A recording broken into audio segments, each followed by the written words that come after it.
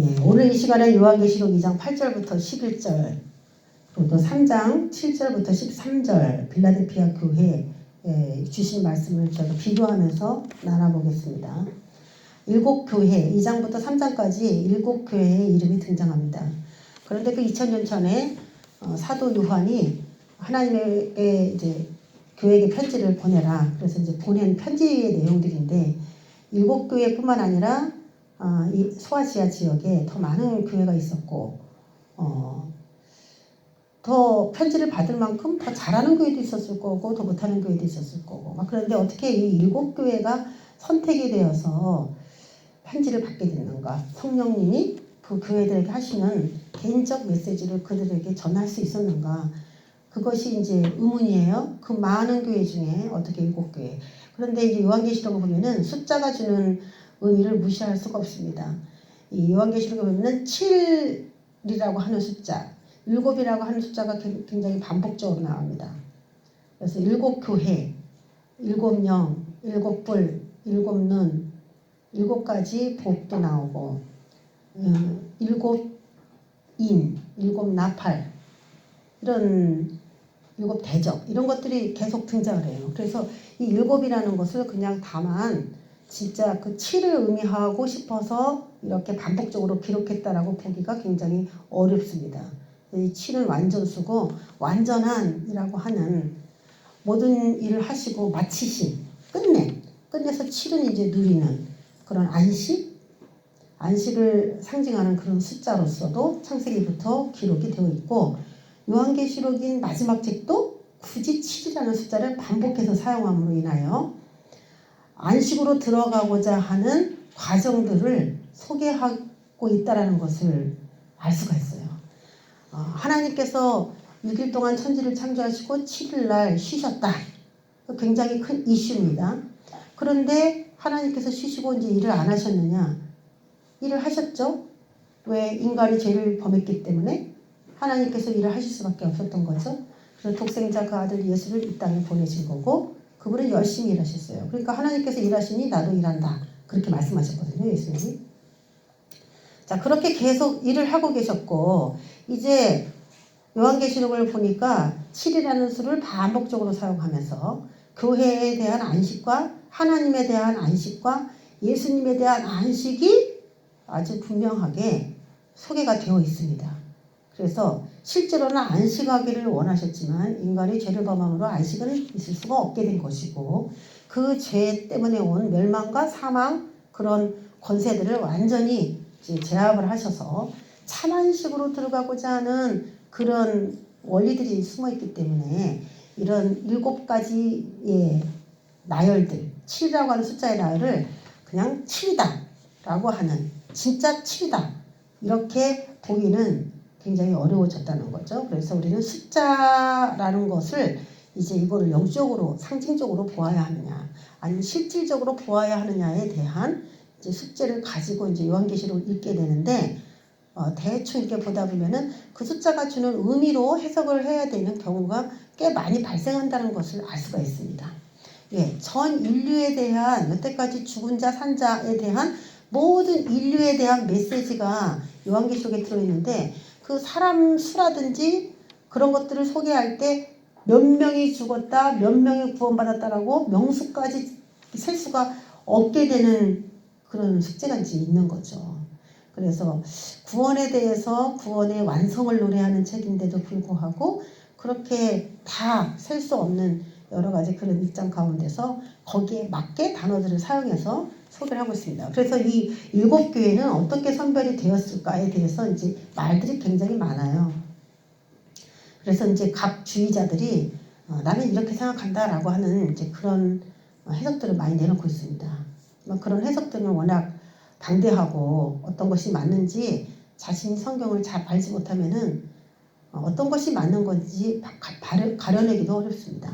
그러니까 우리는 성경을 중심으로 과연 왜 7교회가 이렇게 선택이 되었는가 그런 것들을 성경적 중심으로 알아내고자 하는 노력이 굉장히 필요한데 제가 오늘 이 서머나 교회를 설교를 하려고 하면서 빌라델피아 교회를 비교해서 설명하는 그 이유 중에 하나가 진짜 그 서머나 교회 빌라델피아 교회, 이 교회에게만 주고자 하는 메시지가 아니라 전 세계에 있는 교회를 7교회로 주님께서 보시고 다 우리는 7교회 안에 포함되어 있다라고 생각해야 돼요. 여러분도 저도 7교회 안에 지금 현재 영적 상태가 어느 교회에 속한 성도로서 살아가고 있는가 매번 틀려요.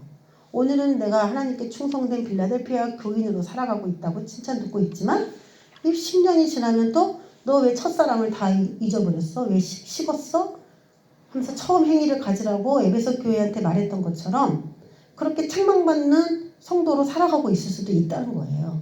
그래서 이 7교회는 모든 그 성도들이 신앙생활하는 과정 가운데 겪는 그런 신앙의 그 흐름? 그런 것들을 7등분으로 나눠서 해석을 해주는 것이 아닌가. 저는 이제 그런 관점으로 이렇게 보는 관점은 없습니다. 누가 이런 얘기를 한 적이 없어요. 제가 성경을 보다가 그냥 이런 것들이 이 구절들이 짝이 맞춰지면서 저는 그렇게 깨달아진 것이죠.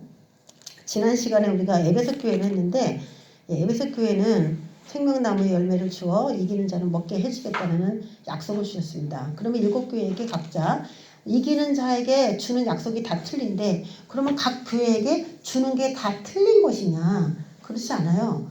교회는 다 똑같은 7교회이기 때문에 다 교회이기 때문에 이기는 자에게 주는 이 혜택은 뭐 내가 사대교회에서 이기든 빌라델피아 교회에서 이기든 에베소 교회에서 이기든 하여튼 교회 생활하면서 이긴 자는 그 7가지를 다 받는 겁니다. 할렐루야. 이 교회는 이거 받고 저 교회는 저거 받고 그게 아니에요. 이게 다 똑같은 교회이기 때문에 지금 현재 네가 이게 부족하다. 이게 부족한데 그것을 이기면 내가 그 은혜를 이렇게 주겠다. 그것에 대한 은혜를 이렇게 주겠다. 그거를 매치시키고자 이기는 자에게 주는 선물을 이렇게 매치시키고자 그렇게 쓴 거지. 사실 이 이야기를 종합하면은 뭐냐면은 이기는 자가 받는 선물을 한 가지로 말하면요. 예수 자신을 준다는 거예요. 전 그렇게 결론을 냅니다. 예수 자신을 얻게 되는 것입니다. 우리가 뭐 금은보화 일확천금을 얻는 게 아니고 주님이 생활하게 하신 그 교회의 생활을 통해서 우리가 그때그때 이기게 되면은 우리에게 얻어지는 유익은 뭐냐? 뭐 만나다, 뭐 흰옷이다, 생명나무 열매, 그거 다 뭐 성령이잖아요. 생명나무신 예수님에게서 나오는 성령이잖아요. 그 성령께서 우리를 어떻게 살아가라 이렇게 교훈하시면은 우리가 그렇게 살아가 드리는 건데, 자, 그런 은혜를 우리에게 주겠다는 거예요. 그래서 결국 이기는 자가 받는 것을 뭐 새 이름을 주겠다, 뭐 기둥이 되게 해주겠다, 여러 가지 그런 약속들이 있는데 결국은 이것은 다 예수 그리스도를 선물로 받음으로 인하여 인간이 예수님과 같이 누리는 영광을 이야기하고 있는 거예요. 단어만 틀릴 뿐이지 이 땅에서 우리가 얻는 것은 예수님과의 돈독함, 친밀함을 얻게 된다는 그 한 가지예요. 그거예요. 주님을 더 많이 알게 된다는 것입니다. 그래서 우리가 지난 시간에 하나님을 아는 지식에까지 자라가라. 그게 목표라고 그랬죠. 하나님을 아는 지식에까지 자라가야 되는데 어떻게 그렇게 자라가냐. 예, 이기면 오늘 한 생활에서 내 자아를 쪼개고 이기고 내 감정을 이기고 내가 이렇게 살아가야지 하고 생각한 세상적 의지를 내가 이겼을 때에 예수님이 우리에게 주시는 예수님이 오시는 거예요. 말씀이신 지식이 그분이 오시는 거예요. 그리고 나의 삶을 바꾸기 시작하고 그러니까 나중에 기둥도 되는 거고 예수님이 주시는 신옷도 입는 거고 새 이름도 받는 거고 이제 그런 원리입니다. 그래서 하나님을 더 잘 알게 된다. 주님을 더 가깝게 모시게 된다. 그런 은혜가 이기는 자에게 부어지는 종합적으로 보면 그렇게 볼 수 있습니다. 자, 7교회가 공통적으로 나오는 말이 있죠. 귀 있는 자는 성령이 교회들에게 하신 말씀을 들어라예요. 이건 인간적인 지식을 가지고서는 풀지 못합니다. 성경은. 특별히 요한계시록은 더 그런 것 같습니다. 그럼 어떻게 요한계시록을 우리가 이해할 수 있냐? 제가 좀 전에 말했던 것처럼 하나님께서 그 사람의 삶에 이길 수 있는 은혜를 주셨을 때 그 은혜를 받은 자가 성령의 감동으로 이것을 깨닫게 되는 거예요. 그거밖에 방법이 없습니다. 성령이 교회들에게 하시는 말씀을 교회가 들으려면 교회가 성령의 감동 안에 있어야 된다는 이야기가 되는 거죠. 그래서 이건 많이 배운 사람이 풀 수 있는 책이 아닙니다. 잘나고 이쁜 사람이 풀 수 있는 게 아니에요. 늘 이기고 하나님과 좋은 관계나 교제를 가진 사람만이 이 숙제들을 풀어갈 수 있다라고 보는 것이죠. 순수한 사람. 저와 여러분 이제 순수하게 되기를 원해야 되는데, 자, 오늘 이 서문화 교회를 우리가 어떻게 접근을 해 갈 것이냐. 자, 각 7교회의 첫 줄에 사자에게, 그 교회의 사자에게 편지하라 라고 그러면서 나는 이런 존재야 라고 하면서 자신을 소개하는 대목들이 꼭 한 절씩 나와요. 에베소 교회 같은 데는 7 금초대 사이를 거니시는 이가 이르시되 이렇게 말씀하셨죠. 이게 이제 귀 있는 자에게 들려주시는 성령의 음성이라고 했어요. 성령님이시다 이렇게 해석하는 게 더 옳다라고 얘기했는데, 또 8절에 오늘 서문화 교회죠. 죽었다가 살아나신 이가 이르시되 이렇게 어떤 얘기를 해요. 그런데 그 말씀하시는 그분이 자신을 똑같이 얘기하지 않고 각 교회마다 다 다르게 얘기를 해요. 이것도 마찬가지예요. 그 교회가 지금 어떤 상황이냐에 따라 그분이 나는 이러이러한 존재고 그런 사람이 말하는 거야, 그런 존재가 말하는 거야 라고 매치시킵니다. 그래서 죽었다가 살아나신 그분이 오늘 보면은 10절에 죽도록 충성하라 하면서 그 교회에게, 서문화 교회에게 죽도록 충성하라. 그리하면 생명의 관을 내게 주리라. 그러면서 죽음과 생명을 얘기하시죠. 죽었다가 살아나신 이가 이르시되, 그러면서 죽었다가 살아나신 부활이죠. 그런데 그 메시지 속에 10절에 죽도록 충성하라. 그리하면 내가 생명의 관을 내게 주리라. 그러면서 동일하게 이 첫 구절과 연관을 시킵니다. 다른 교회들도 마찬가지예요. 뭐 사대교회 같은 경우에는 살았다는 이름은 가졌으나 죽은 자로다. 그러면서 생명책에서 내 이름을 결코 지운다, 지우지 않는다. 뭐 그런 얘기를 하셨고,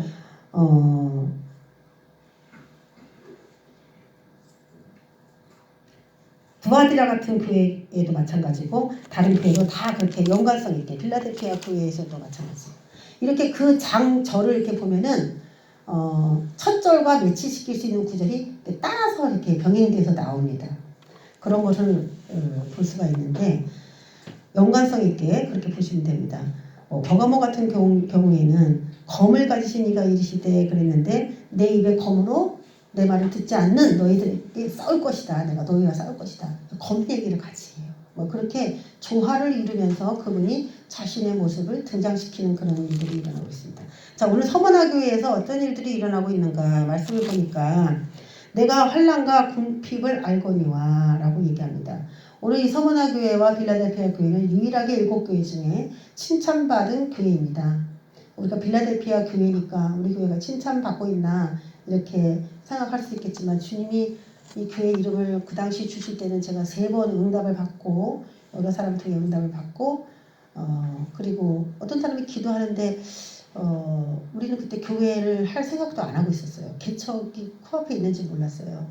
근데 어떤 분이 기도를 하는데 빌라델피아 교회에게 주시는 말씀을 우리에게 주십니다. 그런 말씀을 해주셨어요. 또 이제 어느 집회를 갔는데 빌라델피아 교회 목사님이 오셨어요. 그 교회에 강사로. 그래서 참 그 얘기를 듣고 그 집회에 참석했는데 오늘따라 그 강사가 빌라델피아 교회의 목사님이라니까 굉장히 새롭게 들렸어요. 그게. 그래서 이제 우리가 교회를 나중에, 아주 나중에 할 줄 알았어요. 나중에 한다면 빌라델피아 교회 이름으로 하자 하면서 3번의 응답을 받았었습니다. 그래서 짓게 된 이름인데, 그 당시는 우리가 빌라델피아 교회처럼 신실하게 주님 앞에 보이는지 모르지만, 또 지금 한 18년이 지나온 이 시간 동안에 지금도 주님 앞에 그런 평가를 받고 있는지는 또 모르니까 저는 뭐 한 3개월 아니면 6개월마다 한 번씩 주님께 그런 걸 물어요. 내가 혹시 잘못하고 있는 게 있나 없나. 그러면 많이 이렇게 옆으로 빗나간 거에 대해서 알게 해줘요. 그러니까 자기는 다 잘하고 있는 줄 알아요. 근데 비껴나가고 있는 무엇인가를 알려주시면 다시 그 자리로 돌아오고 그 자리로 돌아오고, 사람은 자기는 다 괜찮은 것 같아요. 다 잘하는 것처럼 보이는 거죠. 근데 이 칭찬받은 2교회 중에 7교회 중에 2교회만 칭찬을 받았다면 지금 확률적으로 전 세계에 있는 모든 교회가 하나님 앞에 다 회개해야 될 그럴 이유들이 굉장히 많이 있다는 거예요. 만약에 지금 여기 있는 인원 가운데 여기 있는 인원을 7등분 나눠서 2등분만 잘한다라고 칭찬을 받을 가능성도 분명히 이 안에는 있다는 얘기겠죠. 그럼 나는 과연 어디에 속한 자이냐? 그거를 계속 물어봐야 돼요. 내 스스로가 내게 점수를 주지 말고 하나님이 뭐라고 말씀하시는지에 대한 이야기를 들어야 됩니다. 자, 그 칭찬받는 교회의 현재 실정은 어떠냐? 칭찬을 받을 정도면은 굉장히 뭔가 잘 나갈 것이다 이렇게 생각을 하는데 그렇지 않았어요. 내가 내 환난과 궁핍을 알거니와 실상은 내가 부요한 자니라 라고 얘기합니다. 하나님은 넌 참 부요해 라고 말씀하고 계시지만 현재 상황은 절대 그렇지 않았어요. 환난이었고 궁핍이었어요. 여기서 환난은 무거운 물건 밑에서 막 부서지고 있는 그런 환난을 말합니다. 무엇인가에 계속 환경적으로 눌려서 꼼짝도 할 수 없는 억압된 그런 현재 상황이 환난이라는 단어 속에 들어있어요. 궁핍은 뭐냐? 하도 외적으로 핍박이 많으니까 물질적으로 너무 빈곤한 그런 상태를 말합니다. 물질적 빈곤의 궁핍을 말해요. 이 당시는 로마의 황제 숭배를 강요받던 시대고 황제가 어떤 증서를 줘서 그 증서를 받으면 매매도 가능하고 사먹을 수도 있어요. 우리가 마지막 요한계시록의 666표와 2000년 전에 그 로마 시대하고 굉장히 비슷한 게 많습니다. 그래서 황제에게 절을 하면은 그 증서를 받게 되고 그걸로 매매도 가능한 실제로. 그래서 황제가 그 당시는 뭐 사람에게 절하는데 그게 뭐가 문제가 있겠냐라고 생각하지만 그 당시의 황제는 신적인 존재였어요. 신이었어요. 그래서 애굽의 파라오가 태양신의 아들이잖아요. 그런 식으로 다 왕들이 신과 연루되어 있었습니다. 그래서 그들은 살아있는 사람에게 절을 해도 괜찮은 거잖아요. 그거는 예의와 정중함을 나타내는 표현인데 황제가 갖다 놓은 어떤 우리 다니엘서에 보면은 느부갓네살의 그 우상을 이렇게 새겨놓고 거기에 절을 하라고 하잖아요.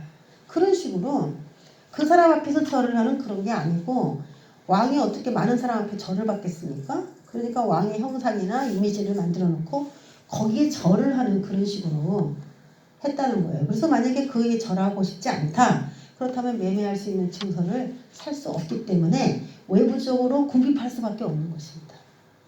그러니까 나는 우상 숭배할 수 없어. 다니엘이 그 제사 지낸 음식 그 음식을 먹고 싶지 않아서 고기를 안 먹겠다고 그렇게 열흘 동안 시험을 해보라고 말하면서까지 그렇게 고기를 먹지 않은 그 이유예요.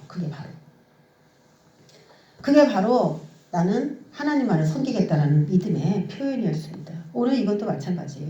이 교회도 환난과 궁핍을 알거니와 실상은 내가 부유한 자니라.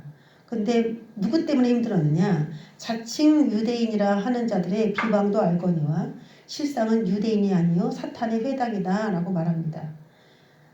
비방했어요. 유대인들이. 그 사람들이 그렇게 신앙생활 하는 거에 대해서 비방했어요. 조롱했어요. 굳이 그렇게까지 할 필요 있냐? 라고 하면서 막 공격을 했다는 거예요. 근데 하나님께서는 그들을 유대인이다 라고 말하진 않아요. 자칭 유대인이다 라고 얘기합니다. 자칭. 자기 스스로 하나님의 백성이다 라고 자기 스스로 그렇게 생각하는 사람들을 말하는 표현입니다. 자칭 유대인. 그런데 하나님 볼 때는 사탄의 회당이다. 그렇게 표현했어요. 사탄의 모임이고 조직이지 유대인들의 조직이 아니라는 거죠. 이건 뭐냐면 율법주의자들이 말씀대로 믿음 아래서 말씀대로 살려고 하는 사람들과 충돌하기 시작했다는 거예요. 영적으로 그들은 매우 어립니다. 하나님밖에 몰라요. 예수와 교제하는 걸 몰라요. 거기까지밖에 안 왔어요. 자기가 하나님의 백성이라고 생각하면서 하나님이 그 아들 예수로 말미암지 않고는 아버지께로 올 자가 없다라고 하는 그 공식을 몰랐던 거예요. 아주 초보적인 하나님 신앙을 갖고 있었던 사람이죠. 그런데 그들이 그 당시에 기득권을 가지고 있었기 때문에 교회에서 파워는 이들이 더 세요. 유대인들이. 그러니까 믿음으로 살으려고 하는 사람들이 굉장히 어려웠던 그런 시대였습니다. 저게 또 마지막 때에 제가 관심이 많아서 기도할 때에 하나님이 어떤 말씀을 주시냐면 제가 깜짝 놀랐는데 어린 교회가 장성한 교회를 치게 될 것이다 라는 말씀을 제가 들은 적이 있습니다. 마지막 때에 어린 교회가 장성한 교회를 치게 될 것이다. 그게 과연 뭘 말하는 것일까 했는데 어린 교회는 전 세계에 너무 많아요. 장성한 교회는 소수예요. 피라미드처럼 되겠죠. 일반적인 교회는 그 피라미드의 아랫부분처럼 엄청 수가 많고 장성한 교회는 위에 피라미드처럼 조그만 그 부분을 차지하고 있을 텐데 다수가 소수를 정죄하는 건 너무 쉽다는 겁니다. 그것이 마치 자기가 하나님께로 온 응답인 줄 알고 그 소수가 가는 그 좁은 길을 가는 그 사람을 이해하고 용납하지를 못하고 배척한 거예요. 근데 여기서 뭐라고 했냐면 그들은 자칭 자신은 하나님의 백성이라고 생각하지만은 그 장성한 그 사람들이 그렇게 하나님 앞에 이 우상숭배하지 않고 가려고 하는 것을 비방하고 조롱하면서 방해하기 때문에 그들은 사탄의 회당이다 라고 얘기를 한 거예요. 그 편지를 받아보고 이제 어떻게 보면 서문화 교회가 지금 엄청 갈등하고 있었을 것 같아요. 내가 지금 이 믿음으로 산다고 하는 것이 옳은 것인가. 다수가 지금 그냥 그렇게 응? 우상숭배 아니야. 우리 신사창배 옛날에 그게 그 논란이 많았던 것처럼 갈등하고 있을 때 이 편지를 딱 받았을 때 아 내가 지금 잘 가고 있구나 라고 생각을 하고 힘을 내어 갈 수 있었겠다 라는 생각이 듭니다. 자, 너는 장차받을 고난을 두려워하지 말라. 볼지어다 마귀가 장차 너희 가운데서 몇 사람을 옥에 던져 시험을 받게 하리니 너희가 10일 동안 환난을 받으리라. 내가 죽도록 충성하라. 그리하면 내가 생명의 관을 내게 주리라 라고 얘기하고 있습니다. 그래서 저는 이걸 성경을 읽으면서 여러분도 그걸 의문을 가지셨겠죠. 저도 이 본문을 읽고 너무 기가 막혔어요.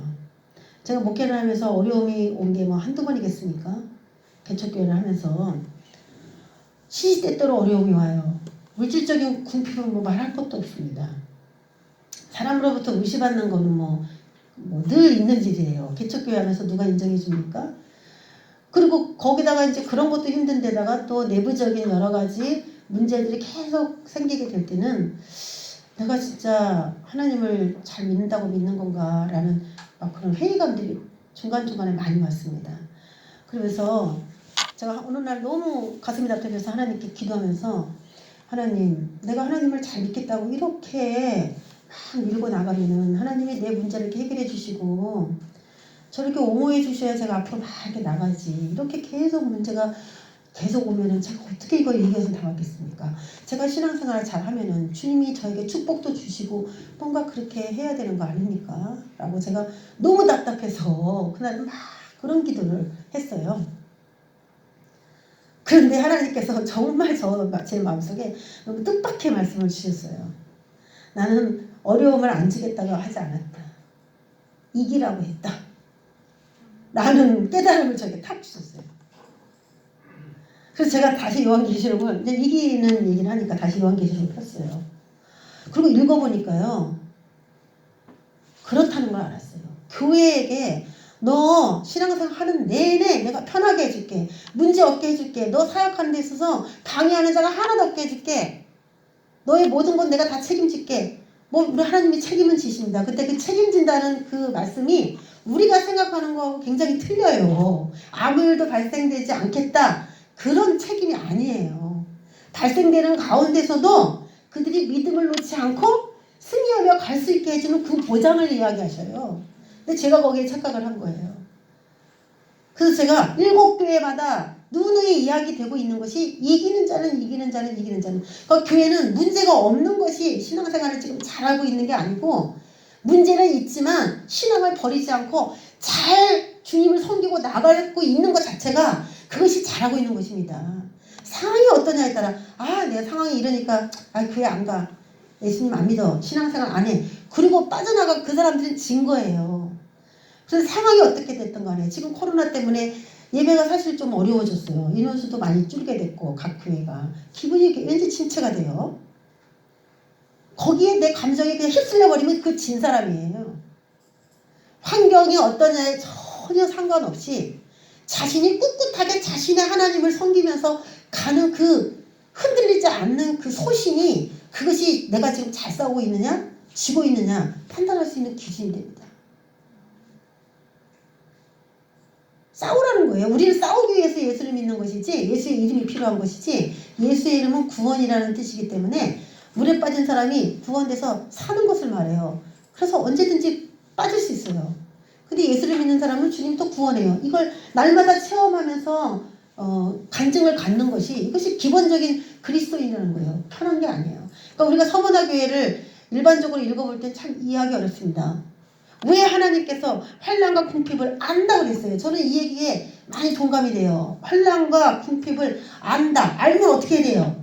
아버지가, 부모가 내 자식의 환난과 궁핍을 알면 어떻게 해야 돼요?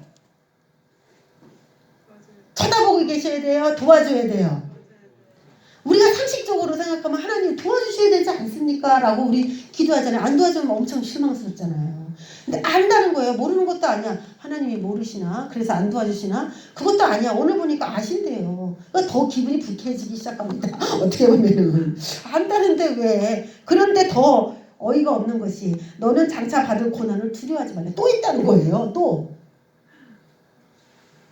아신다고 하면은 치워주셔야 되는데 제가 그 내적인 그 의문과 의구심을 참 해소하기가 어렵더라고. 안다고 하시면서 왜 쳐다보고 계시는 거지? 그리고 장차 올 고난을 두려워하지 말라. 내가 오지 않도록 너에게 급할 테니까 열심히 기도해. 그럼 내가 안 오게 내가 탁 막아줄게. 그 다음에 그런 얘기가 막 나오는 줄 알았거든요.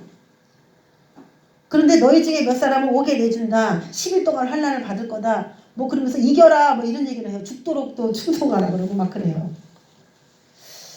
이거 우리가 지금 알고 있는 하나님을 섬기는 예법과 방법이 우리가 세상적으로 갖고 있는 성김과 상당히 많이 차이가 있다는 것부터 그것부터 우리가 배워야 하나님에 대한 눈을 다시 뜨게 돼요. 저와 여러분이 당하는 환난과 궁핍을 하나님이 아십니다. 날마다 눌리는 그 고통과 외부적으로부터 오는 궁핍, 물질적 빈곤 하나님 그걸 다 아십니다. 다 아셔요. 그런데도 어떻게 된다? 또 온다. 장차 받을 고난을 두려워하지 말라. 잔인하시지 않나요? 볼지어다 마귀가 장차 너희 가운데 몇 사람을 오게 던져 시험을 받게 할 것이다. 여기서 유혹한다라는 템테이션이 아니에요. 그것을 이겼을 때 상을 주기 위한 그런 시험이에요. 그래서 이건 당연히 마땅히 그리스도인이라면은 받아야 되는 시험인 것으로 그렇게 표현되어 있습니다. 그러니까 내가 예수 믿더니 엄청 편해졌다. 그거 뭐 이상한 사람이야 내가 볼 때는. 어떻게 그럴 수 있지? 내가 믿는 하나님하고 완전 동떨어지는 건데 그거는 그럴 수가 없어요. 전쟁이에요. 그 출애굽시킬 때 이스라엘 백성들을 애굽에서 끌고 나오면서 하나님은 애굽의 종들을 내가 끌어다가 하나님의 백성으로 삼았도다 그러시지 않았어요. 여호와의 군대가 나온다라고 표현했어요. 민망하죠. 여태까지 애굽에서 종살이 살았던 그런 입장이었는데 갑자기 하나님이 여호와의 군대다라고 나를 칭해 주셨을 때 내가 싸워보기나 했어요. 애굽 군대랑 언제 싸워보기나 했어요. 애굽 밑에서 눌려갖고 종살이밖에 한 게 없는데 황송하게도 하나님이 출애굽시키면서 여호와의 군대가 나온다는 거예요. 감당할 수 있겠습니까? 그럼 여호와의 군대가 나온다 그러면 하나님은 그리스도인들을 다 뭘로 보느냐? 군인으로 본다는 얘기잖아요. 군인으로. 나를 대신해서 이 땅에서 싸워주는 군대로 인식하셔서 애굽에서는 어쩔 수 없이 종으로 살았지만요. 앞으로는 네 인생 가운데 누구 밑에서 종으로 있는 건 내가 용납하지 않을 거야. 너는 나의 종이고 내가 싸워야 되는 군대와 너는 맞서 싸우는 이제 군인으로 너는 온 거야. 이렇게 우리를 대우해주고 계신 거예요. 그러니까 이 환난을 피해줄게, 안 당하게 해줄게, 너의 인생에 이제 환난은 없을 거야, 제거될 거야 그런 약속이 아니고 싸워야 된다라고 하는 그런 의식을 갖게 하신 거예요. 누구? 교회 안에 있는 같은 회당에서 예배를 드리는 그 유대인들이죠. 두 가지 이제 서문화 교회에게 일어나야 돼요. 현재로는 이제 유대인의 비방이 굉장히 서문화 교회를 어렵게 하고 있고 그 다음에 또 오게 던져 시험을 받고 10일 동안 또 환난을 받게 될 것이다 라고 또 이렇게 얘기가 되고 있죠. 그래서 막 뿔뿔이 흩어지는 거죠. 뭐 옥에 갇힐 사람 옥에 갇히고 10일 동안. 자, 옥에 던진다. 이것은 우리가 이제 여태까지 계속 감옥에 대해서 봤잖아요. 자신이 가지고 있는 그 죄에 대한 어떤 정결함을 가지는 코스입니다. 코스. 그래서 우리가 이제 시험은 불가피합니다. 모든 인간은 다 죄가 있습니다. 그렇기 때문에 하나님 나라에 가기 위하여 굉장히 그러니까 정화돼야 될 그런 필요성이 있어요. 예수 믿고 의롭다 하심을 얻었지만 깨끗해서 의롭다 하심을 얻은 게 아니고 그분이 피로 우리를 덮어줘서 하나님이 우리를 보실 때 저 사람이 죽었네? 라고 인식해 줄 뿐이지 예수의 피 안에 숨어있는 우리는 살아있어요. 죄에 대해서 짓고 싶은 욕망으로 가득 차 있어요. 실제로 하나님은 너를 죽은 거야. 예수의 피를 보시고 피에 덮인 우리를 보시고 너는 죽은 거야 라고 인정해 주셔서 우리를 의롭다고 여겨주시지만 왜 살아있는 사람들은 의로움을 얻을 수가 없습니다. 살아있는 내내 마귀에게 지배를 받게 됩니다. 육체가 있는 내내 마귀에게 지배를 받게 돼요. 그래서 살아있을 때는 하나님께서 너 의로와 깨끗해라고 해줄 수가 없다는 것입니다. 그러니까 일단 죽은 상태로 만들어 놓고 의롭다 하심을 주셔야 되니까 예수의 보혈을 우리가 뒤집어 쓰고 그렇게 살아가는 거죠. 그래서 의로와 했는데 이 안에는 죄를 짓고 싶은 욕망이 굉장히 가득해요. 그런데 하나님이 원하는 건 예수님께서 피를 덮어서 우리를 의롭다 하시는 그 은혜까지만 오는 것을 원치 않고 그 피가 내부로 스며들어서 나를 덮고 있는 그 예수의 피가 내부로 스며들어서 우리 내면의 깊숙한 영 안에까지 완전히 예수의 피로 물들이기를 원하세요. 우리 안에 있는 뿌리 박힌 죄성까지도 예수의 피로 다 이렇게 스며들어서 예수화, 완전한 예수화 이렇게 되기를 원하시는 거예요. 그래서 우리가 지금 계속 요한계시록을 보면서 의롭게 된 그 초보적인 상태를 떠나서 우리는 더 완전해지는 그런 상태로까지 가기 위한 이 말씀들을 나누고 있는 겁니다. 저와 여러분 중에 여기는 다 의롭다 하심을 받았는데 거기서 끝나는 것이 아니라 완전한 로마서 8장에도 나오는 거예요. 성화, 완전한 성화까지 가야 된다는 것이죠. 그래서 우리가 가지고 있는 혼적인 요소 중에 지정의, 지식, 감정, 의지까지도 완전하게 예수화 돼야 된다는 그런 목표를 가지고 지금 말씀을 들어야 된다는 것입니다. 그럼 10일 동안 환난을 받을 것이다. 이제 서문화 교회에서 제일 난제가 이 10일 동안이 과연 뭘까? 이게 굉장히 어려운 부분입니다. 그래서 정말 앞으로 여태까지 당한 비방도 많은데 앞으로 10일 동안만 더 받아라. 그럼 여러분 좋아요 안 좋아요? 10일 동안만 더 받아라 그러면 좋지요? 10일 동안이라 받겠어요? 안 받겠어요? 다들 받지. 다들 받고 싸워서 이겨가지고 생명의 관 딱 쓴다면은 열을 뭐 그거 막 있는 힘을 해가지고 기도하면서 밀어붙일 수 있습니다. 저 같아도 열흘이라고 하면 뭐 그냥 응? 이스라엘 백성들이 내가 올 때까지 너희들 기도에 전혀 힘써라 그랬는데 50일 만에 그 성령이 왔는데 그 50일 동안에 기도해갖고 성령 받는다 그러면 다 하지요. 누구든지 50일 정도라면은 11일 50일 가뿐한 숫자예요. 그런데 정말 이 10일이라는 거에 대한 해석이 굉장히 분분한데 어떤 사람이 이것은 긴 환란의 기간을 얘기한 것이다 이렇게 말하는 사람도 있고 어떤 사람은 짧은 기간을 나타내는 세버적인 표현이다 이렇게 말하는 사람도 있어요. 근데 이것이 무엇이 정답이냐를 알기 위해서는 답은 어디에 있어요? 성경에 있는 거예요. 성경에. 이것은 참고하는 이론인 거고 그렇다면 정말 하나님이 말하는 이 10일은 뭘까? 서문화 교회가 이 11일 기간을 가야 된다고 하는 이 메시지는 도대체 뭘 말하고 있을까? 거기 하나님의 뜻이 풀어지기를 우리는 원합니다. 자, 만약에 그렇게 10일 동안의 환난을 잘 받고 죽도록 충성하면은 생명의 관을 내게 준다라고 얘기해요. 성경에서는 썩지 않을 면류관, 의의 면류관, 생명의 면류관 가지가지 면류관이 나옵니다. 그런데 그 면류관이라는 것은 영광을 상징하는 것이기 때문에 쉽게 생각하면 생명의 면류관 그러면은 생명의 관 그러면 그냥 그 생명을 너에게 준다. 이걸 말하고요. 의의 면류관을 준다. 그러면 의롭다 하심을 너에게 준다. 썩지 않은 면류관이다. 그러면 영원한 영생의 면류관을 너에게 준다. 그런 얘기예요. 그래서 그 면류관이라는 얘기는 빼고 앞에 것을 주목해서 보면은 그냥 간단하게 해석이 됩니다. 그럼 면류관이라는 말을 굳이 왜 붙였느냐? 생명이라고 하는 것을 너에게 줄게 라고 생각하면 안 보여 이게. 근데 면류관이다 그럼 머리에 쓰는 거기 때문에 이 사람이 하나님으로부터 생명을 받았네 라고 하는 외적인 객관적인 사람들의 시선이 이제 주목이 됩니다. 거기에. 저 사람이 생명에 하나님께 합격을 받았구나. 이렇게 공식적으로 알게 돼요. 그러니까 영광스러운 생명을 받은 영광스러운 존재를 나타내기 위해서 이런 표현을 씁니다. 그러면은 이제 우리가 요한계시록을 해석할 때 관이라고 하면은 두 가지 이제 헬라어 원어가 있는데 하나는 디아데마, 하나 스테파노스. 뭐 그런 관의 두 가지 이제 헬라어를 쓴다는 거예요. 그래서 디아데마는 왕관, 왕이 쓰는 왕관을 상징하고 스테파노스는 경기에서 이기면 옛날에 올림픽 할 때 월계관 같은 거 씌워줬죠.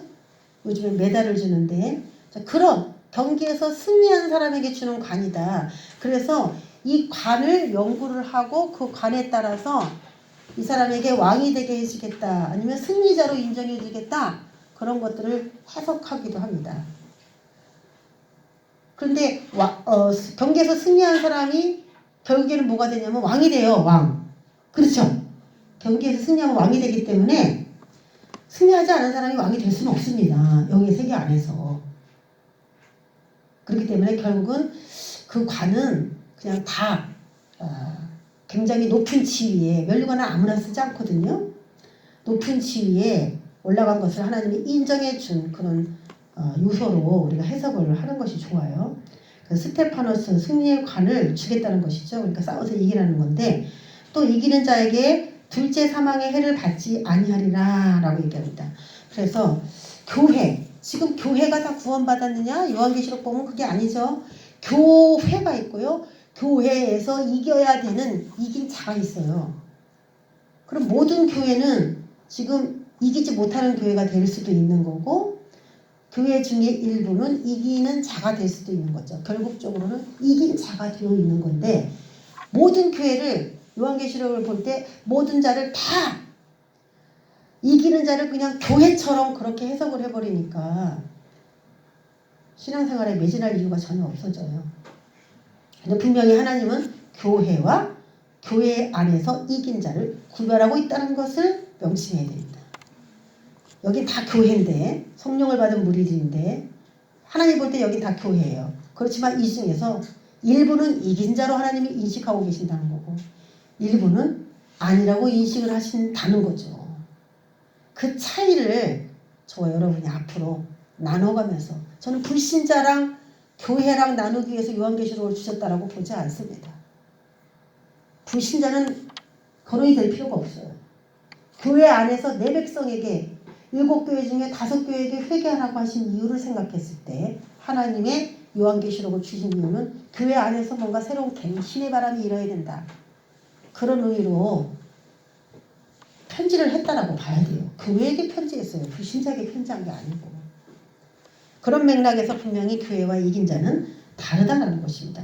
그럼 둘째 사망의 해를 받지 아니라는 말이 뭔지 그게 좀 의문이고 또 하나는 10일 동안 환난을 받는다는 이 10일이 정말 실제 수인가 아니면 우리가 아까 7을 얘기했던 것처럼 어떤 의미를 가지고 있는 그런 수인가 두 가지 의문을 가지고 한번 말씀을 나눠보겠습니다. 첫 번째 이제 10일 동안은 좀 나중에 보고요. 둘째 사망에 대해서 먼저 보겠습니다.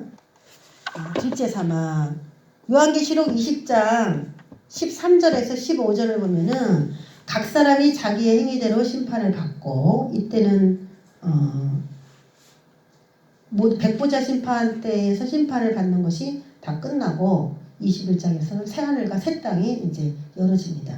그래서 새하늘과 새 땅으로 갈 자가 있고 영원한 유황불못으로 갈 자가 있고 이제 완전히 판결이 나버린 그런 상태예요. 그러니까 사망과 음부도 더 이상 필요가 없습니다. 왜냐하면 불못으로 들어가든지 아니면 하나님 새하늘과 새 땅으로 들어가든지 이제 그때까지만 필요한 거기 때문에 다 이제 삭제가 됐어요. 그러니까 사망과 음부도 불못에 던져지니 이것은 둘째 사망 곧 불못이다라고 얘기했습니다. 그러니까 둘째 사망의 해를 받지 아니하리라. 그러니까 둘째 사망의 해가 무엇일까라고 봤더니 불못에 들어가는 거라는 거예요. 불못에. 그럼 불못은 뭐냐면 영벌입니다. 영벌. 우리 마태복음 24장이나 25장에 양과 염소의 비유 같은 데에서도 나오고 악인이 받을 징벌을 나올 때 영생하는 자와 영벌에 들어가는 자가 비교돼서 나옵니다. 그래서 이 불못은 영벌이에요. 그런데 이기는 자는 이 둘째 사망의 해를 받지 않는다는 거죠. 그럼 불못에 안 들어간다는 얘기예요. 우리 다 세월이가 새 땅으로 들어갈 줄로 당연히 생각하는데, 그러니까 이것을 여러 가지로 막 해석을 합니다. 사람들이. 이게 과연 뭘까? 해석을 할 수가 없어요. 이것밖에 없어요. 둘째 사망은. 첫째 사망은 뭐냐? 육체가, 영혼하고 육체가 분리돼서 우리가 사망하셨습니다 하면서 사망진단서 떼어주는 거 있잖아요. 병원 가면은. 돌아가셨습니다 하는 거. 그 돌아가셨습니다. 그게 첫 번째 죽음이에요. 첫째 사망. 근데 둘째 사망은 이제 더 이상 부활도 없고 이제 마지막 진로가 결정돼 버린 끝. 모든 기회를 잃은 영원한 사망을 말해요. 그 둘째 사망이에요. 그러니까 더 이상의 사망이 있냐? 없어요. 딱 두 번의 사망이 있는 거예요. 그런데 이기지 못하는 자들에게는 둘째 사망의 해를 받는다니까 굉장히 무서운 것입니다. 불못. 이것은 원래 이 불못은 불신자들이 죽으면은, 예수를 안 믿고 죽으면은 이제 불못에 들어갈 수밖에 없습니다. 그런데 믿는 자들은 이제 여러 가지, 우리가 죽은 다음에 사후세계에 대해서 잠깐 나눴잖아요. 여러 가지 뭐 다 알 수는 없어요. 여러 가지 그 죽은 다음에 그 사람이 어떤 행위를 했느냐, 어떤 믿음을 가졌느냐가 천차만별일 텐데 똑같이 대우할 수가 없죠. 그리고 지금 우리가 가진 지식이나 기분이나 감정을 가지고 천국에 가기에 합당한가를 생각해 본다면 우리가 다 합당하지 않다고 스스로 생각하시죠? 우리가 지금 죽었다. 첫째 사망을 했다. 그래서 육체와 영혼이 분리됐다고 했을 때 우리가 가지고 있는 지금 지식이나 생각이나 우리의 관점은 변할까요? 변하지 않을까요? 지금 내가 생각하는 그 판단력들 있잖아요. 생각이 있어요. 각자가 다. 근데 육체하고 분리됐어요. 그래서 따로 떨어져서 나왔어. 첫째 사망 후에. 그러면 그 사람이 가지고 있는 생각이 육체와 분리된 이후에 바뀔까요? 안 바뀔까요? 안 바뀌죠? 지금 우리가 가지고 있는 생각이나 관점이 그대로 하나님 나라에 갈 수 있다라고 생각한다면 아니거든요. 분명히. 우리는 하나님에 대해서 다 알지 않아요. 그래서 하나님이 내 옆에 가까이 와서 살아줘 라고 얘기하셔도 우리가 불편해. 우리 아직도 죄를 좋아하고요. 생각하는 게 악하거든요. 솔직하게 얘기한다면. 하나님의 거룩함에 내가 거의 다 도달했어 라고 말할 수 있는 사람이 누가 있겠어요. 천국에 들어오라도 불편합니다. 숨어 지낼 거예요 아마. 날마다 거룩하다 하면서 하나님께 찬양하고 경배만 올린다고 하는데 여러분 그러면 편해요 안 편해요? 우리가 매일 24시간 예배를 드리면서 주님만 높인다고 여기 교회 오라고 하면 여러분 편해요 불편해요? 다 나갈 걸 아마? 근데 천국은 그거밖에 없어. 거룩하다 만군의 여호와 영광과 존귀 찬송 주님께 올려드립니다. 늘 그분을 이렇게 예배하는 건데 뭐 이것도 하고 싶고 저것도 하고 싶은데 노다지 불러다가 그거 하라고 하면 교회도 안 오는데 우리가 하나님 나라를 너무 쉽게 생각하는 경향이 있는 거예요. 결혼도 안 하고 말하라다. 주여 예수님 어서 오시옵소서. 그러니까 이제 청년들은 그런다는 거야. 결혼을 해보고 예수님 오셔야 되지 않냐. 그렇게 얘기한다는 거예요. 네, 이해가 돼요. 네. 누구든지 생명책에 기록되지 못한 자는 불못에 던져지더라. 그러니까 생명책에 기록이 반드시 돼야 된다는 얘기죠. 응? 그런데요. 그 3장 5절에 보면은 3장 5절에 보면은 사대교회에 이긴 자에게 주시는 약속이 있는데 이기는 자는 내가 그 이름을 생명책에서 결코 지우지 아니하겠다라는 말씀이 또 있어요. 그러면 이기는 자는 생명책에서 결코 지워지지 않는다라고 한다면은 우리가 교회에서 예수를 믿는다고 할 때 이제 생명책에 우리 이름이 올라가 있는데 저도 이제 산꼭대기에 있는 명단에 제 이름이 있는 거를 제가 초신자 때 봤거든요. 산꼭대기에 내 이름이 있는지 이제 사람들이 자기 이름을 막 확인하러 모였는데 그 옛날에 그 뭐 장원급자하면 이름을 막 쫙 붓글씨로 이렇게 쓰듯이 그런 이렇게 막 이름이 쫙 나열돼 있어요. 그런데 내 이름이 없으면 어떡하나 막 엄청 막 고민을 하면서 갔어요. 우리 교회 청년들하고 그 산을 막 가더라고. 그 당시 제가 청년 때였기 때문에. 그래서 가서 이름을 막 보는데 야, 네 이름이 여기 있어 하면서 누가 얘기를 해주니까 내가 딱 보니까 내 이름이 딱 있는 거예요. 그래서 제 이름이 생명책에 기록됐다고 하는 거를 제가 이제 초신자 때 봤거든요. 그러고 난 다음에 그 이후에 내가 어떤 신앙생활 하느냐에 따라서 그 이름은 여전히 거기에 존재하느냐, 그건 장담할 수가 없다는 거예요. 제가 뭐 30년 전에 본 그 이름을 보고 나는 생명책에 완전히 기록됐어 라고 생각하고 내가 세상적으로 교회도 안 다니고 나가서 살면은 그 이름이 그냥 있냐는 거죠. 그렇지는 않죠. 그래서 우리가 싸워야 되는 이유인데, 그러면 생명책에 기록되지 못한 자가 불못에 던져진다는 말하고 이겨야만 생명책에서 결코 지워지지 않는다는 얘기가 2번 반복이나 되고 있는 것을 봐서는 이거는 뭐 빼도 박도 할 수 없을 정도로 이기지 못한 자의 구원을 과연 말할 수 있는가라는 생각이 들어요. 뭐 죽은 다음에 어떤 원리로 돌아가는지 우리가 100% 다 알 수는 없지만 이겨야 되는 것이 선택이 아니라 필수라는 것을 알 수가 있는 거예요. 자, 이기지 못하는 자는 생명책에 지워질 수도 있고 둘째 사망의 판결을 받을 수도 있다는 그런 무시무시한 얘기가 이제 진행이 되는 거죠. 그러니까 지금 서문화교회가 환난과 궁핍을 당하고 있는데 하나님이 거기서 빼내주지 않고 그 마귀의 시험에서 계속 이겨라 응원하시는 이유를 이제 우리는 좀 알게 되는 겁니다. 이해할 수 있게 되는 겁니다.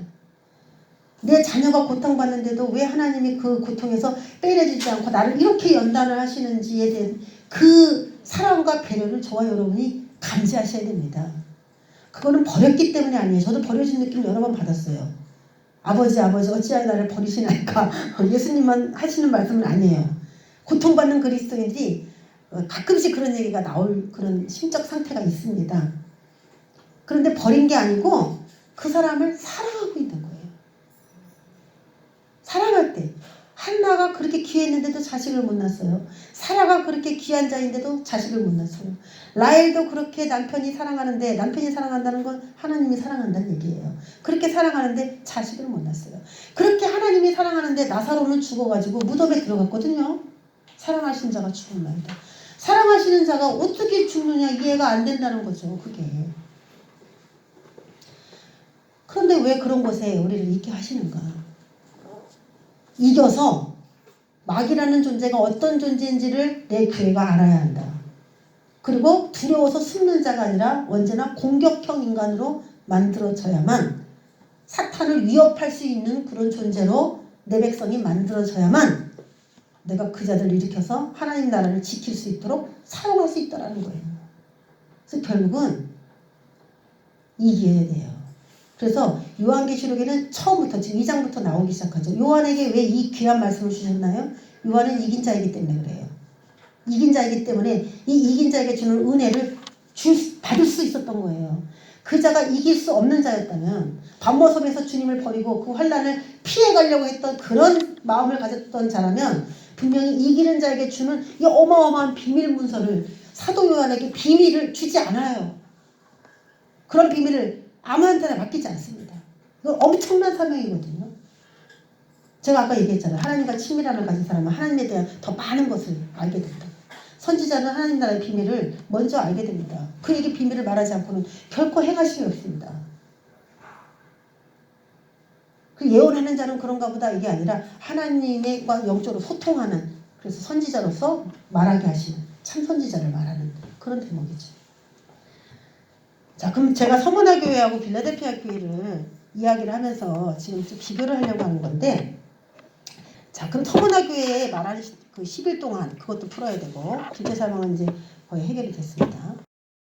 서문화 교회에 대해서 한번 얘기해 볼게요. 서문화와 빌라델피아 교회를 비교하겠습니다. 이것을 그냥 서문화, 빌라델피아 교회 이렇게만 보지 말라 그랬어요. 7교회는 어떤 의미, 상징이나 의미가 있다 그랬습니다.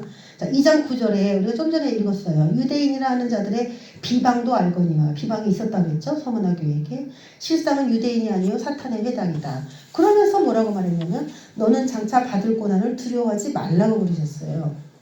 그런데 빌라델피아 교회에게는 똑같은 상황인데 다르게 말씀하신 것을 볼 수가 있습니다.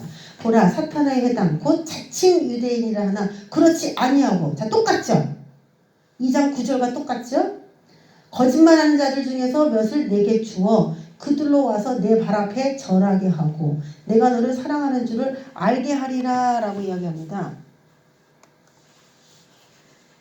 대우가 다르죠?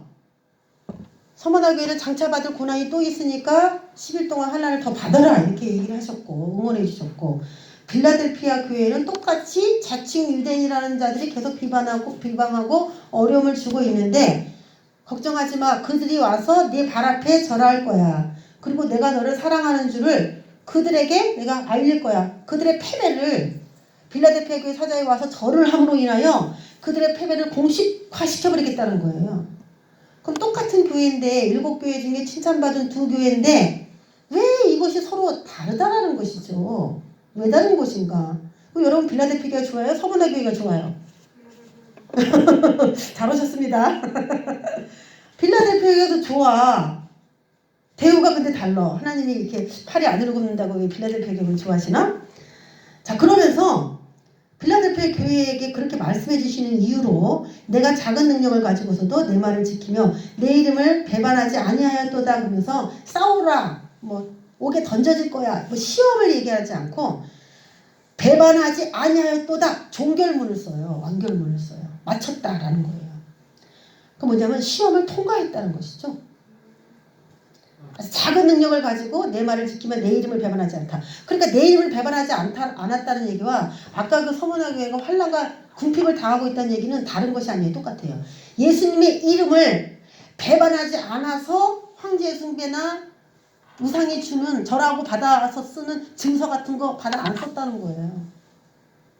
왜? 예수의 이름을 내가 예수님이 참 나의 신이라는 것을 내가 시인하는 그런 확증으로 믿음으로 그 어려운 궁핍과 환난 가운데도. 그러니까 서머나 교회는 환난을 받는 중, 빌라델피아 교회는 환난을 받은 후 같은 느낌이 드시나요? 시험을 통과했다라는 얘기가 되는 거예요. 그래서 혜택을 주시기를 시험의 때를 면하게 하겠다. 아까 서머나 교회는 시험을 받게 하리니 라고 얘기했어요. 너희 중에서 몇 사람을 옥에 던져 시험을 받게 하리니 너희가 10일 동안 환난을 받으리라였어요. 분명히 시험을 받게 하리니 환난을 받으리라 남아있어요. 시험이. 그런데 빌라델피아 교회는 시험의 때를 면하게 하리니 라고 얘기를 했어요. 자, 엄연한 차이를 아시겠습니까? 그 차이를 인식하셔야 10일을 풀 수가 있습니다. 장차 온 세상에 임하여 땅에 거하는 자들을 시험할 때, 그럼 이게 뭐예요? 장차 온 세상에 임하여 땅에 거하는 자들을 시험할 때, 온 세상에 시험이, 하나님의 시험이 있을 때, 이거 언제입니까? 대환란 같죠? 빌라델피아 교회 사전은 2000년 전의 교회인데 지금 대환란을 얘기를 해요. 전에도 없었고 후에도 없는 그 환란이 아직 남아있는데 그럼 빌라델피아 교회 사전은 어떻게 된 거야? 2000년 전에 그 약속을 줬으면. 그건 나중에 우리가 빌라델피아 교회를 할 때 이야기하기로 하고 오늘은 서머나 교회니까 이 이야기를 해요. 시험의 때를 면하게 해주겠다는 거예요. 그러면 여태까지 받은 시험이 통과가 됐기 때문에 이제 앞으로 엄청난 모든 사람이 시험 받을 때 너를 빼주겠다 이렇게 얘기를 해야 돼요. 시험의 때를 면하게 해주니 이거 갖고 해석이 엄청 많은데 빌라델피아 교회만 사자만 시험의 때에서 딱 뺀다니까 그게 좀 상식적으로 이해가 안 되니까 이것을 여러 가지로 또 막 해석을 합니다. 그렇지만 시험을 통과한 자들에게는 다시는 그 시험이 필요가 없는 겁니다. 100점 맞았으면은 100점인 거예요. 제 시험은 누구에게 있습니까? 점수가 안 되고 미달된 자들에게 계속 재시험이 있는 것이지 100점 맞은 사람에게 왜 시험을 계속합니까? 못 믿어서? 그러니까 지금 서머나 교회는 100점을 맞아야 되는 시험 치고 있는 가운데 있는 거고 빌라델피아 교회는 시험을 쳤는데 너 이제 100점이야. 다음에 시험 볼 땐 너는 안 봐도 돼. 이렇게 확증을 받았다는 것이죠. 자, 그래서 이 10일을 제가 얼마나 알기를 원했겠습니까? 이 10일이 과연 뭘까? 정말 열흘 동안만 환난을 받으라면 받지 그거 10일 간단하게. 근데 그건 아닐 텐데 어떤 의미가 있을까? 이 10일의 의미를 제가 참 기도를 많이 했어요. 성경 속에서 찾으려고 굉장히 많이 노력했어요. 그러다가 찾아낸 게 바로 이겁니다. 이 시험의 때라고 하는 것을 여러분 언제라고 이야기합니까? 우리가 보통 대환란이라고 얘기해요. 장차 온 세상에 임하여. 그런데 대환란을 연구하다 보니까 사람들이 대환란을 거의 7년이라고 하거든요. 근데 저는 대환란을 7년이라고 하지 않습니다. 대환란을 3년 반이라고 합니다. 왜 그러느냐? 마태복음 24장 15절에서 21절까지의 이야기를 보면은 대환란이 언제부터 시작되는지를 소개하고 있습니다. 마태복음 24장 15절에 멸망에 가증한 것이 거룩한 것을 선 것을 보거든 도망가라고 얘기해요. 멸망에 가증한 것이 거룩한 것, 예루살렘이죠. 거룩한 곳에 선 것을 보거든. 그러면서 21절에 그 문장을 마무리 지면서 이는 곧 큰 환란이 있을 것이기 때문이다라고 얘기를 하고 있습니다. 이는 그때에 큰 환란이 있겠습니다. 그러니까 멸망에 가증한 것이 거룩한 곳에 선 것을 봤을 때에 그때는 큰 환란이 있겠습니다. 대환란이 있겠다는 거예요. 그러면 멸망에 가증한 것이 거룩한 곳에 선 그 시점이 언제인지 그것만 알게 되면은 대환란이 3년 반인지 7년인지가 딱 나오게 됩니다. 근데 그것을 풀어주는 게 어디냐? 다니엘서 9장입니다. 다니엘서 9장 맨 후반부 21절, 22, 23, 24 그런 데 뒤에 절들을 보면요. 마지막에 장차 한 사람이 나타나서 많은 사람들과 한 일의 조약을 맺는 게 나와요. 그 한 일에 우리가 다니엘서를 이번에 하지 않고 바로 요한계시록 갔는데 다니엘서는 제가 여러 번 설교했어요. 그래서 요한계시록 바로 넘어왔는데 설명을 하면 아마 생각이 나실 겁니다. 그 9장 마지막 그 절들에 있는데 적그리스도의 출현을 거기서 예언을 하고 있고 마지막 한 일의 때에 일어나는 일을 아주 자세하게 소개하고 있습니다. 한 일에 하루 이틀 사흘 나흘 닷새 엿새 일에 7일을 말하는데 이것을 성경으로 다른 성경으로 이렇게 맞춰보면 이 7일이 아니라 7년이 되고 이 7일의 중간에 오늘 이 예수님이 인용했던 멸망에 가증한 것이 거룩한 곳에 선 것을 보거든이라는 구절이 그 구절이 나와요. 9장 27절인가 거기 나와요. 근데 언제 서냐? 한 일회의 절반에 쓴다라고 분명히 나와 있습니다. 그럼 한 일회가 7년으로 된다. 제가 그건 오늘 설명할 수가 없고 그걸 7년이라고 봤을 때 절반의 멸망에 가증한 것이 거룩한 곳에 선 것이 등장을 하는 시기로 정확하게 시기가 나와요. 그러면 마태복음이랑 24장이랑 다니엘서 9장을 연결했을 때 대환란은 멸망에 가져간 것이 서가지고 무엇인가 인간에게 어떤 일을 하면서 대환란 속으로 말려 들어가는 거예요. 정확하게. 그래서 아무리 어떤 사람들이 대환란은 7년이라고 말해도 성경적으로 그게 맞을 수가 없어요. 그게 틀려버리면 앞으로 요한계시록을 풀어가는 모든 거에서 다 어그러져 버려요. 그래서 제가 이제 절기를 또 이제 계속 공부하다 보니까 장막절 있죠? 나팔절 있죠? 대속절이 있습니다. 나팔절이 7월 1일입니다. 그래서 7월 1일은요, 왜 나팔을 부냐면요, 대속제를 준비하기 위해서 나팔을 부는 거예요. 큰 명절 중에 가장 큰 명절이 대속절입니다. 온 국민이 스스로 괴롭게 하면서 금식하며 회개합니다. 괴롭게 하지 않는 사람은 끊어져요. 이스라엘에서 끊어집니다. 그러니까 모든 민족이 다 스스로 괴롭게 하는 그날이에요. 엄청난 명절이에요. 이 명절이. 그래서 나팔을 불어서 그 대속죄를 알리고자 하는 거예요. 나팔절이 따로 이렇게 있는 게 아니에요. 대속죄일 때문에 있는 겁니다. 그런데 제가 이제 그 시험의 때를 연구하다 보니까 이 시험의 때는 분명히 대환란의 때고 이 대환란의 시험의 때를 빌라델피아 사자에게 면제해주고 그 전에 사모나 교회에게는 면제해준다는 말이 없고 싸우라는 말이 있단 말이죠. 근데 그게 왜냐면 시험의 때에 여기에 들어가지 않게 하려고 그 전에 당하는 그런 시험이다라는 느낌이 들어요. 대환란의 내 백성이 신실한 내 교회가 들어가면 안 되기 때문에. 그래서 빨리 이 장차 10일 동안 오는 이 환란을 내가 받기를 원하는 하나님의 마음이 들어있더라는 거예요. 그래서 이 도표 가운데 이 10일을 어디서 찾아야 되는가에 대한 아웃라인을 제가 찾았어요. 그리고 연구하다 보니까 나팔절은 7월 1일이고 대속죄일은 7월 10일입니다. 그럼 정확하게 10일이에요. 그럼 전 3년 반 기간을 말을 하고 있는 겁니다. 이게. 한번 더 들으셔야 되겠다. 나팔절은 7월 1일, 대속죄일은 7월 10일인데 대속죄일이 시작되면서 이제 대환란이 들어간단 말이에요. 근데 이 대환란이 들어가는 게 멸망에 가증한 적그리스도가 지배를 하면서 3년 반 아주 거센 아주 폭풍이 막 몰아치니까 내 신실한 백성이 거기 안 들어가기를 하나님은 원해요. 그래서 그 전에 제가 지금 뒷 얘기는 왜 안 들어가기를 원하나, 그럼 그 사람들은 뭐하나, 빌라델피아 교회 사자는 대환란 동안에 뭐하나, 이런 얘기는 제가 지금 안 합니다.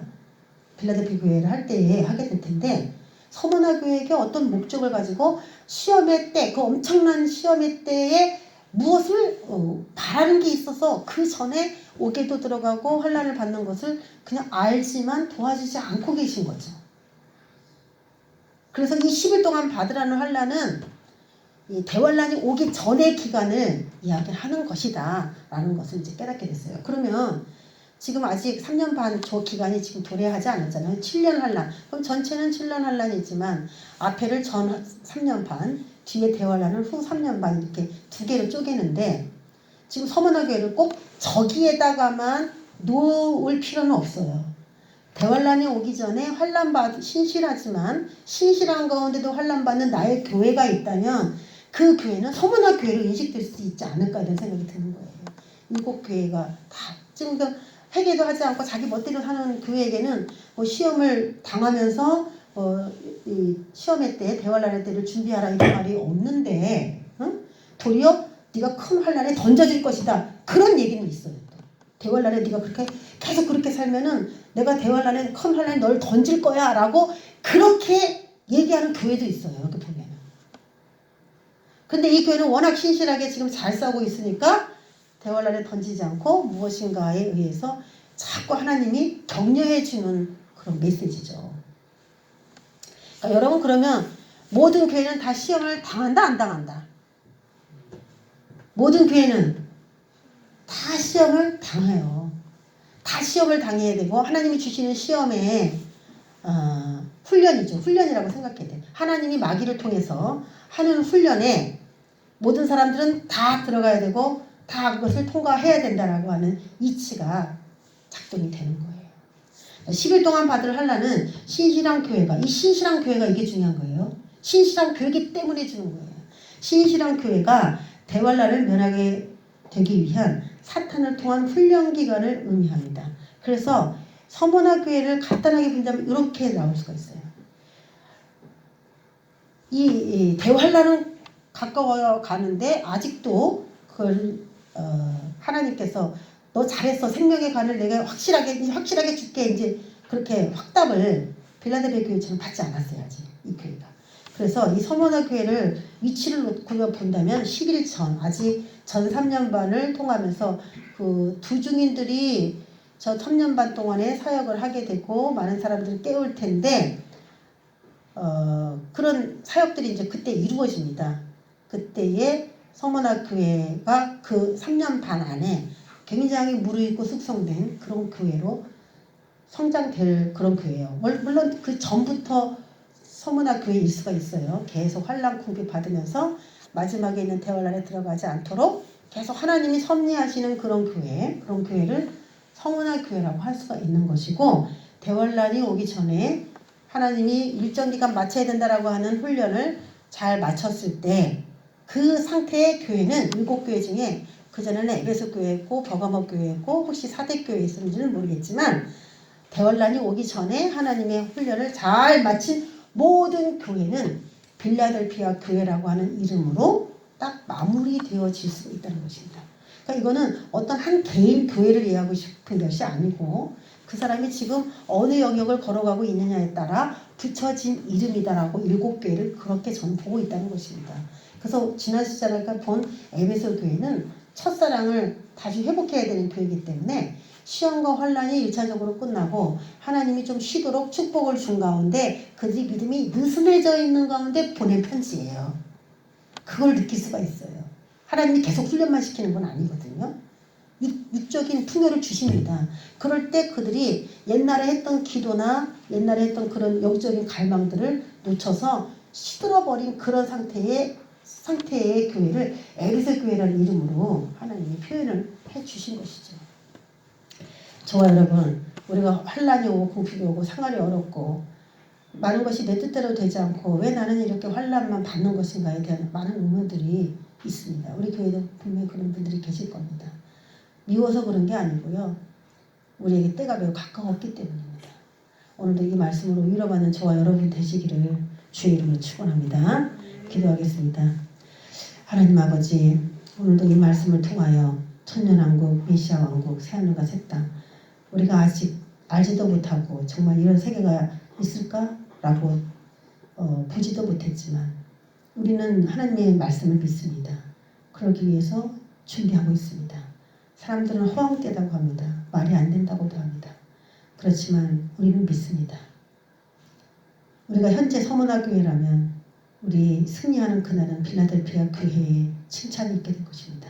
그 약속을 받는 그때까지 주님만을 바라보는 우리가 되기를 원합니다. 감사드리고 예수 그리스도의 이름으로 기도합니다.